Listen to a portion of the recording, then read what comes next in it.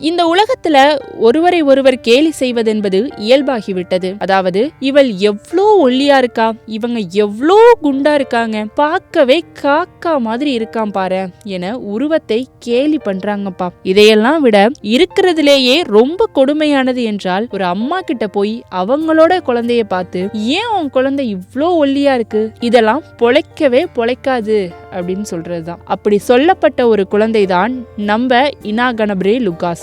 இவர் 117 வயது உடையவர்.